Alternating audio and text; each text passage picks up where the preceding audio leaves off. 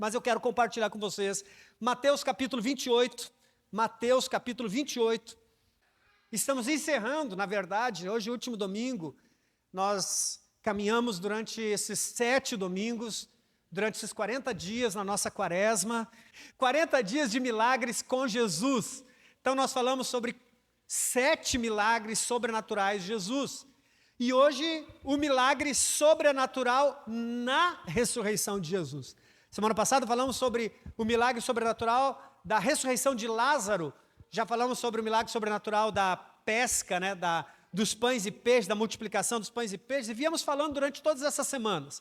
E hoje nós vamos falar sobre Jesus e a sua sobrenatural ressurreição. Mateus capítulo 28. Vamos ler a partir do versículo 1 até o versículo 10, depois a gente vai voltar neles. Diz o seguinte: depois do sábado, tendo começado o primeiro dia da semana. Qual é o primeiro dia da semana depois do sábado, então? Domingo. Então vamos lá. Depois do sábado, tendo começado o primeiro dia da semana, Maria Madalena e a outra Maria foram ver o sepulcro. E eis que sobreveio um grande terremoto, pois um anjo do Senhor desceu dos céus e, chegando ao sepulcro, rolou a pedra na entrada e assentou-se sobre ela. Sua aparência era como relâmpago e suas vestes eram brancas como a neve. Os guardas tremeram de medo e ficaram como mortos. O anjo disse às mulheres: não tenham medo, sei que vocês estão procurando Jesus que foi crucificado. Ele não está aqui. Gente, essa é a melhor notícia.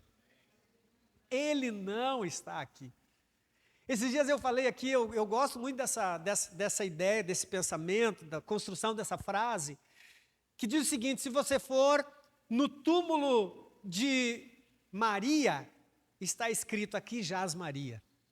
Se você for no túmulo de Buda, está escrito: aqui jaz Buda. Se você for no túmulo de Allan Kardec, está escrito: aqui jaz Allan Kardec. Se você for no túmulo de qualquer ser humano que já viveu, vai estar escrito: aqui jaz fulano de tal. Mas se você for lá no túmulo de Jesus, estará escrito: ele não está aqui, ele ressuscitou. É coisa maravilhosa, gente. Coisa maravilhosa. Então o texto, hoje vai dizer: ele não está aqui, ressuscitou como tinha dito, cumpriu a sua palavra, cumpriu a sua promessa. Ele ressuscitou como tinha dito. Agora me perdi aqui. Qual versículo que eu estou, meu Deus? 6. Venham ver o lugar onde ele jazia. Agora vão depressa e digam aos discípulos dele: ele ressuscitou dentre os mortos e está indo adiante de vocês para a Galileia. Lá vocês o verão. Notem que eu já os avisei. As mulheres saíram depressa do sepulcro, amedrontadas e cheias de alegria, e foram correndo anunciá-lo aos discípulos de Jesus. De repente, Jesus as encontrou e disse: salve. Elas se aproximaram dele, abraçaram-lhe os pés e o adoraram. Então Jesus lhes disse: não tenham medo, vão dizer a meus irmãos que se dirijam para a Galileia, lá eles me verão. Irmãos, olha só, todos os evangelhos narram, dentro da sua perspectiva, a ressurreição de Jesus. Cada um traz detalhes diferentes, não se preocupe. Mas a verdade é uma só. O que é mais importante é que o sepulcro está vazio. Ele não está aqui, ele não está ali, ele ressuscitou. Essa é a melhor notícia. Amém? Então olha só, meus irmãos, eu queria compartilhar com vocês esse texto rapidinho, eu queria olhar com vocês para esse texto. Sabe assim, eu fiquei a semana inteira dizendo: Deus, é tanta coisa, a gente tem tanta coisa para falar. A história que envolve a ressurreição de Jesus não é só a saída dele no túmulo, é tudo que acontece depois, é extraordinário. E eu sugiro que essa semana você se dedique a essa leitura. Leia Mateus 28, leia Lucas 22, leia a ressurreição e tudo que aconteceu após a ressurreição de Jesus nos 4 evangelhos. Leia com calma, leia, desfrute dessa história, que você vai ver cada encontro maravilhoso que Jesus teve depois de ressuscitado, cada coisa que aconteceu. A história é extraordinária. Por isso que eu quero incentivar você a ler. Leia Mateus, leia Marcos, leia Lucas, leia João. Qual é a perspectiva, como que eles narram a ressurreição de Jesus, o que acontece no período depois dessa ressurreição. Mas olha só, eu quero começar dizendo: Jesus é único. Fala para quem está do seu lado: Jesus é único. Presta atenção, irmão, não tem ninguém, não teve, não tem e nunca terá ninguém igual a ele. Preste atenção, não teve, não tem e nunca terá ninguém igual a ele. Preste atenção, ninguém nasceu como Jesus. Alguém aqui foi concebido pelo Espírito Santo? Não, né? Todos vocês foi resultado de papai e mamãe, né? Todos aqui, né? Então presta atenção, ninguém nasceu como Jesus. Ninguém viveu como Jesus. Pastor, Jesus morreu com 33, eu já tenho 50, vivi sem pecado. Alguém aqui nunca pecou? Levanta a mão quem nunca pecou. Então ninguém viveu como Jesus sem pecado. Ninguém sofreu como Jesus. Pastor, mas minha luta, leia Isaías 53. Sexta-feira nós falamos aqui sobre Isaías 53. Eu li o texto que diz o seguinte, que Jesus apanhou tanto que ele ficou desfigurado. O rosto dele não tinha aparência de homem. Alguém já apanhou desse jeito aqui? Ficou todo desfigurado? Então ninguém sofreu como Jesus. Presta atenção, ninguém amou como Jesus. Pastor, eu sou apaixonado pela minha mulher. Ninguém amou como Jesus, gente. Porque o amor de Jesus é o amor sacrificial, não sentimental. Nós somos seres emocionais, eu estou apaixonado, eu amo, aí no outro dia a coisa não está boa, já não sei se eu amo, né? Amor sacrificial, é quando você nega a sua vontade, é quando você vai lavar aquela pia de louça dando glória a Deus, vou lavando cada louça, dando glória a Deus, glória a Deus, e a mulher vai colocando mais, e você vai dando glória a Deus, glória a Deus. Amor sacrificial, ninguém morreu como Jesus. Não, pastor, mas teve gente que morreu na cruz ali, nós vimos 2 que morreram de forma voluntária. Jesus disse, eu vou morrer por esse povo. Então de forma voluntária ninguém morreu de forma voluntária, todo mundo morreu porque tinha uma condenação. Jesus se entregou. Não pensa que Jesus, meu Deus, pegaram Jesus no pulo, crucificaram Jesus. Não, ele veio com esse propósito, ele veio com essa missão, ele morreu. Então ninguém morreu como Jesus. E agora piorou, se nós não fechamos com Jesus até agora que vai ficar ruim. Ninguém ressuscitou como Jesus. Alguém aqui já morreu e ressuscitou? Pastor, eu morri, fiquei não sei quantos minutos com o coração parado, e os médicos me reavivaram. Não. Ninguém ressuscitou Jesus com o seu próprio poder. Foi o próprio poder dele que o levantou da tumba. Não foram os médicos que foram lá, vamos lá Jesus, ressuscita, vai Jesus. Traz aí o desfibrilador. Não. Então ninguém ressuscitou como Jesus, pelo seu próprio poder. E agora, ninguém voltará como ele. Ninguém voltará como Jesus em glória e em juízo. Ele vem para condenar os maus. Ele vem para separar as ovelhas dos bodes. Ele vem para dizer, você foi fiel, então você que foi fiel, vem para a direita. Você que foi infiel, vai para o outro lado. Pegou, né? Para não pensar que é política. Vai para o outro lado. Então Deus vem com glória e com juízo, Ele vai fazer a separação entre os que serviram e os que não serviram. Então ninguém é como Jesus. Jesus é único. Fala de novo para quem está do seu lado, Jesus é único. Diga para ele, ninguém é como Ele. Presta atenção. Sabe, eu quero olhar para esse texto de novo e eu quero relembrar o que eu falei no começo. Nós não podemos, meus irmãos, nós não podemos cair na mesmice, não podemos cair nesse conceito de, tudo bem, Jesus morreu e ressuscitou. Preste atenção, a ressurreição não é um detalhe da história. A ressurreição não pode ser vista como um detalhe da fé cristã. A ressurreição de Jesus é o fundamento da fé cristã. Por isso que quando a gente fala sobre a ressurreição, por isso quando a gente lembra, traz à memória a ressurreição de Cristo, a gente precisa entender que é na ressurreição de Jesus que a fé cristã está fundamentada. nós precisamos entender, o Alessandro falou lá na frente, várias pessoas estavam ao redor da cruz. Várias pessoas estavam ao redor da cruz, mas só um apoiou o seu pensamento, as suas palavras no fundamento correto. Sabe, você vê as pessoas aí falam de Jesus, elas amam Jesus, até onde? Até ali, até quando? Sabe por quê? Porque para muitos, a ressurreição de Cristo não é o fundamento da sua fé. Para elas, o fundamento da fé é as respostas que Deus tem para dar a ela. Ela está em busca de respostas, ela quer que Deus resolva os problemas dela. Então a fé dela é fundamentada até quando Jesus responde. Quando Jesus não responde, aí a fé de muitos começa a vacilar. Então nós precisamos ter a ressurreição como fundamento da nossa fé. Paulo vai dizer na sua primeira carta aos Coríntios, se Cristo não ressuscitou, é vã a nossa pregação. Se Cristo não ressuscitou, é inútil a nossa pregação. Está vendo que ele coloca como fundamento da vida cristã, da fé cristã, ele coloca como fundamento do evangelho a ressurreição de Cristo.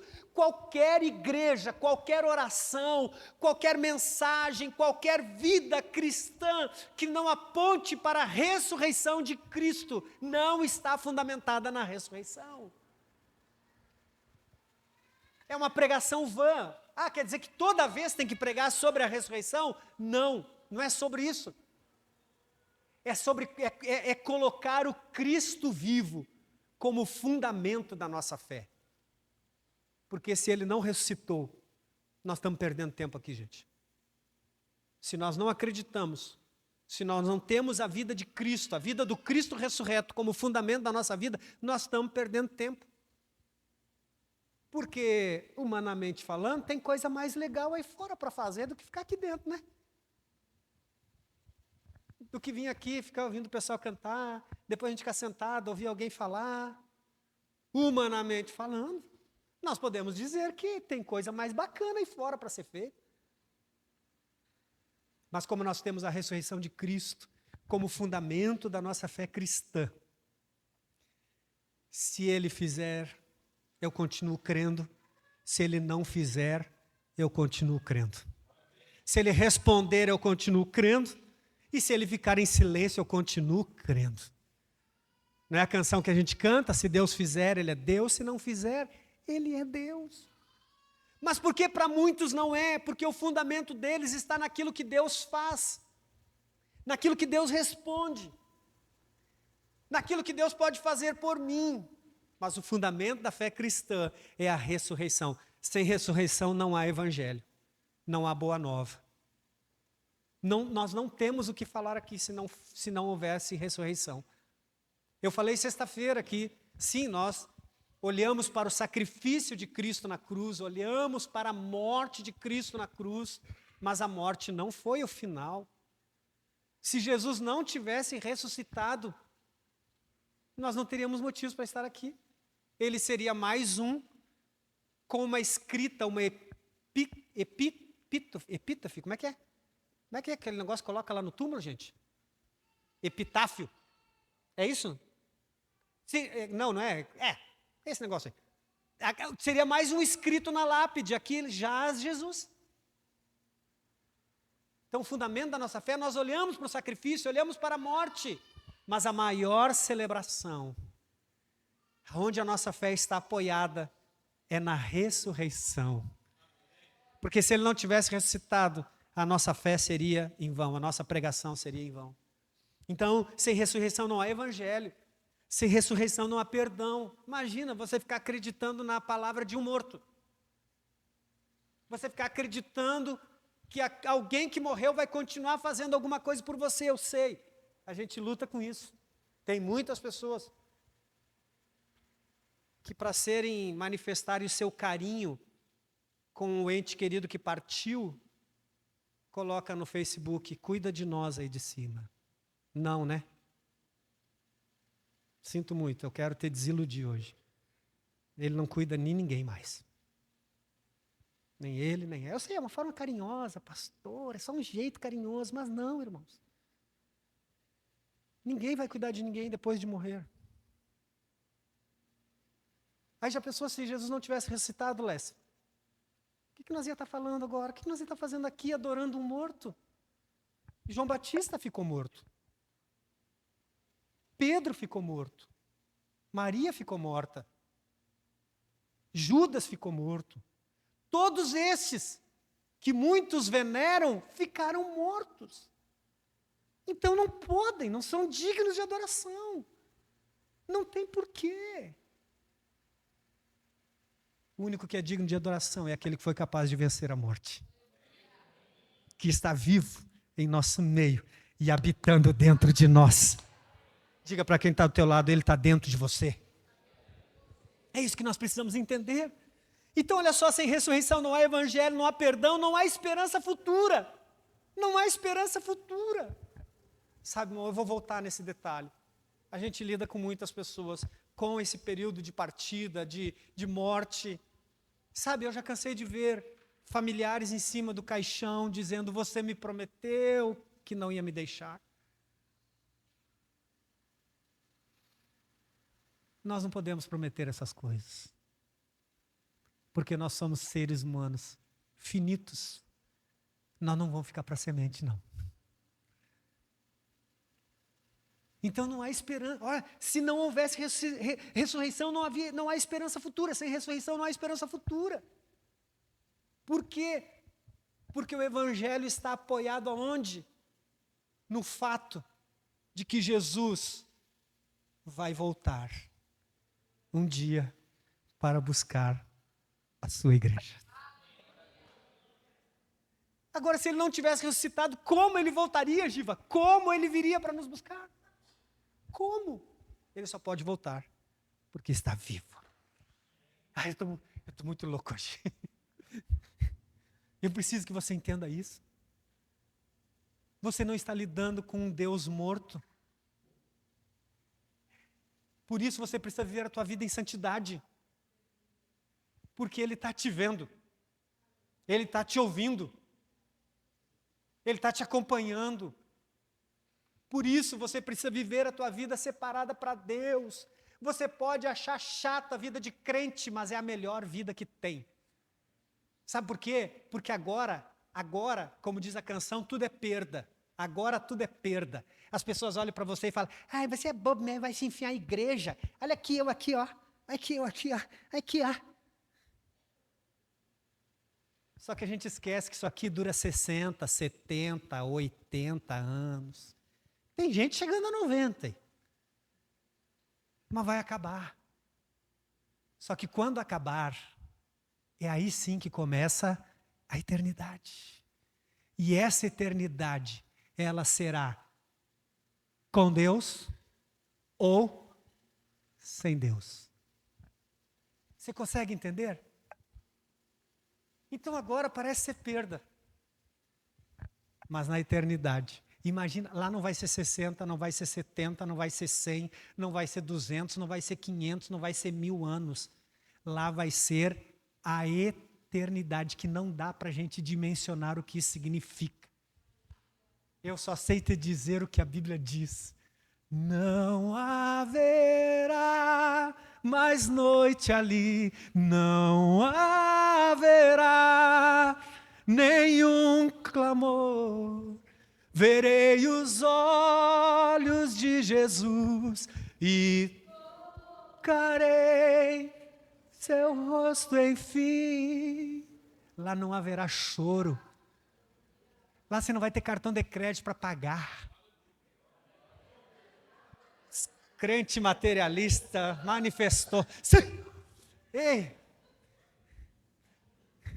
Imagina, irmão. Lá você não vai ter dor de cabeça.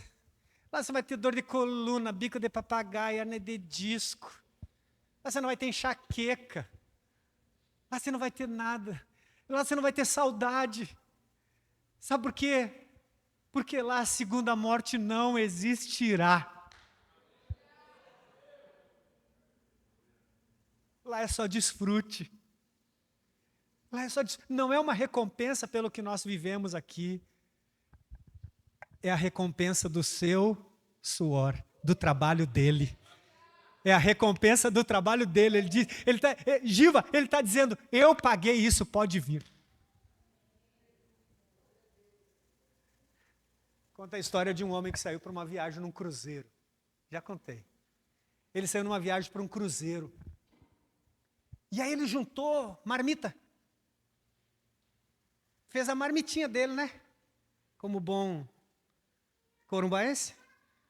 Corumbaense faz marmitinha quando viaja ou não? Não, né? Não com dinheiro mesmo, né? Nós vamos com dinheiro, nós temos dinheiro, pastor. Mas sabe o farofeiro? Conhece alguém, farofeiro? Você fica em casa, você fica 4, 5 horas sem comer, é ou não é? Você sai em viagem, chega ali em Miranda, já quer comer. Ai, quero parar no 0 hora. No 0 hora dá para comprar fazer uma cesta do mês aqui em Corumbá. Olha só, presta atenção, olha só. Mas sabe o farofeiro? Então esse cara saiu em viagem, ele ganhou uma passagem para fazer um cruzeiro. E aí ele fez a farofa dele, né? Juntou toda a comida, frango assado, coxinha da asa, picanha não dá porque estraga. Fez cheetos, bis, fez a marmita dele e levou para o cruzeiro. 1 dia de cruzeiro, 2 dias de cruzeiro, 3 dias no meio do mar, a comida acabou. E aí ele se encerrou como é que chama? Sei que na cabine. Quem já fez cruzeiro é outra coisa, né? Ele se trancou na cabine dele, que ele estava com vergonha, que ele não tinha dinheiro para comer. E a marmita, a farofa que ele tinha levado, tinha acabado. E aí, 1 dia, 2 dias, o pessoal começou a sentir falta dele. Aí foram lá na cabine, bateram na cabine. Aí até que ele abriu a porta. Encontraram ele fraco, desnutrido, com fome. E aí perguntaram para ele, o que você está fazendo? O que aconteceu? Por que você está desse jeito? E ele falou o seguinte, é porque eu não tenho dinheiro. Eu ganhei essa viagem e eu trouxe minha marmita. Mas durou 2 dias, 3 dias e acabou tudo e eu não tenho dinheiro para comer. E a pessoa falou para ele, você leu o bilhete? E ele falou, não. Ele falou, você não sabia que quando você ganha a viagem, você tem direito a tudo? Você tem direito a tudo, você pode desfrutar de tudo que tem no navio, inclusive comida. Tem muita gente vivendo assim. Deus nos deu a passagem para nós andar nesse cruzeiro por 60, 70, 80, 90 anos. E junto com a passagem Ele nos deu todos os direitos. Só que tem muita gente morrendo de fome. Não literalmente. Tem muita gente não desfrutando do que Jesus lhe deu. Sabe por quê? Porque não leu o bilhete. Porque não leu o bilhete. Tem uma canção muito antiga, não é do tempo de vocês, que diz o seguinte, tudo que Jesus conquistou na cruz é direito nosso, é nossa herança, todas as bênçãos de Deus para nós, tomamos posse, é nossa herança, toda a vida, todo o poder, tudo que Deus tem para... Abrimos nossas vidas para receber e nada mais nos resistirá. Maior é do que o que está no mundo, em nós, do que o que está. Você consegue entender isso? A ressurreição não pode ser a história contada. A ressurreição precisa ser a vida celebrada. A ressurreição precisa ser o fundamento da tua fé. Você precisa viver todos os dias, acordar todos os dias com a convicção, com a certeza. Você precisa viver na certeza de que Cristo ressuscitou.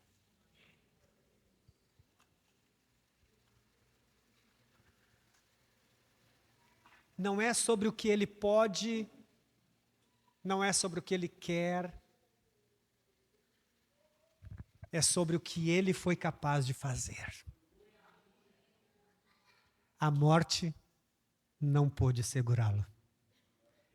Agora pensa comigo, se nem a morte, Paulo diz que é o último inimigo que nós vamos vencer. Para o cristão a morte não é o fim. Para o cristão a morte é o início. É o início da vida que Cristo Jesus veio conquistar, conquistou na cruz do Calvário. Eu quero te encorajar hoje a tomar uma decisão na sua vida, de colocar a ressurreição de Cristo como fundamento da tua fé. Não torne esse feito como uma história. Não normalize. Não se acostume. Eu sei contar a história de Jesus, mas você sabe viver a história de Jesus. Eu sei contar a morte e a ressurreição de Jesus, mas você sabe viver a morte e a ressurreição de Jesus. Você sabe viver o que a morte de Jesus representou e significou e significa. Era Jesus negando a sua própria vontade. É assim que você vive? Todos os dias você acorda dizendo que não viva eu, que Cristo vive em mim? Se você não vive desse jeito, a cruz é só uma história para você. Você acorda todos os dias tendo como fundamento da tua vida a morte do velho homem e o nascimento da nova criatura. Você acorda todos os dias, você vive todos os dias como um novo homem e uma nova mulher. Quando Cristo ressuscitou, não era mais aquele corpo que as pessoas estavam acostumadas. Tanto que quando Maria chega, ele diz, não me toque. Agora é um corpo glorificado. Quando você lê a história, quando você lê a narrativa, todos estão dentro de casa, assustados, apavorados, portas e janelas fechadas tinham. E daqui a pouco Jesus aparece no meio deles. Não era um fantasma. O corpo glorificado, que nem as paredes eram capazes de conter. Isso representa a nova criatura, o novo homem. A ressurreição fala de uma nova vida. Se a ressurreição é só uma história para você, você vive na igreja com os mesmos padrões que você vivia quando não era crente. Mente, dá nó nos outros, engana. Continua fazendo a mesma coisa. Mas se a ressurreição é o fundamento da tua fé, todas as coisas se fizeram novas na tua vida. Paulo diz, aquele que mentia não mente mais, aquele que roubava não roube mais, antes, pelo contrário, trabalhe. Se você vive, se você tem a ressurreição como fundamento da tua vida, você acorda todos os dias e Aniel dizendo, eu sou um novo homem. Eu sou um novo homem. O inimigo tenta me seduzir para que eu volte a ser o velho Yainiel. com as velhas manias, os velhos costumes, mas não é pelo meu poder, não é pela minha força, é pelo poder do Cristo ressurreto que habita em mim. E é esse Cristo ressurreto que habita em mim que não me permite, que não me deixa voltar a ser seduzido pelas coisas passadas. Fique de pé.